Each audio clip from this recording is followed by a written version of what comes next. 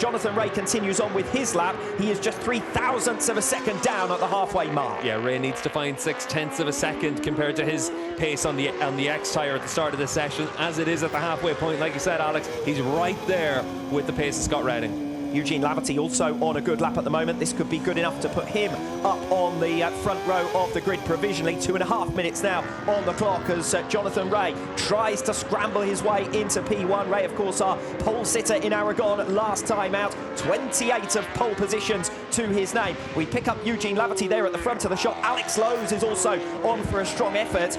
Lowes, who was just 0.5 of a second off the front row in Aragon. It's been 7 sessions in Superpole since he's last made the front row of a World SBK grid, and Lowes will certainly be keen to try and match his teammate Jonathan Rea here. Redding with the time to beat, a 1:36 flat. It's Jonathan Rea over the line on his flying lap on the Q tyre, and it's enough for provisional pole. It's a 1:35.876 for the reigning world champion. The best part of 0.2 of a second clear of Scott Redding.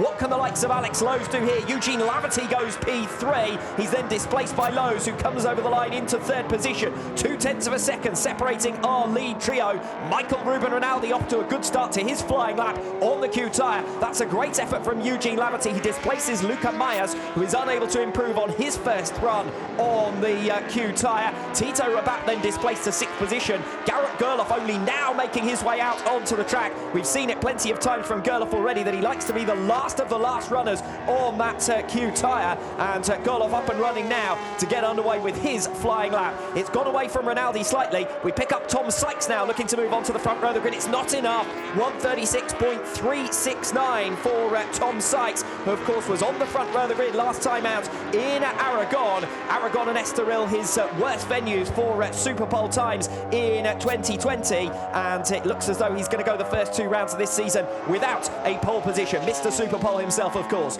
Michael Ruben Rinaldi currently outside of those top 10 positions. He will be desperately keen to find his way up onto the front 2 rows of the grid, and he's done so, provisionally at least. Rinaldi moves into 5th position to match his effort from FP3. Garrett Gerloff and Chaz Davies are both into the 3rd sector of their latest lap, with Gerloff in particular looking good. This isn't the really strongest effort from Chaz Davies that we've seen so far this weekend. He is well off after the first 3 sectors. Davies, who was 4th on the grid here in 2020, 5th his Superpole effort in Aragon, and he hasn't been on the front row of a Superbike grid in over 22 months, and that doesn't look as though it's going to change here. Davies is actually moved out of the way by Toprak Razgat Lioglu, who's coming through on his latest lap. So Razgat Lioglu out of it entirely at the moment. He's going to get his first representative time on the board as the checkered flag falls. It's Toprak who's first of the 2 of them over the line, and that's good enough for Toprak Razgat Lioglu to go 4th, but Chaz Davies is stranded and mired all the way down in 16th position.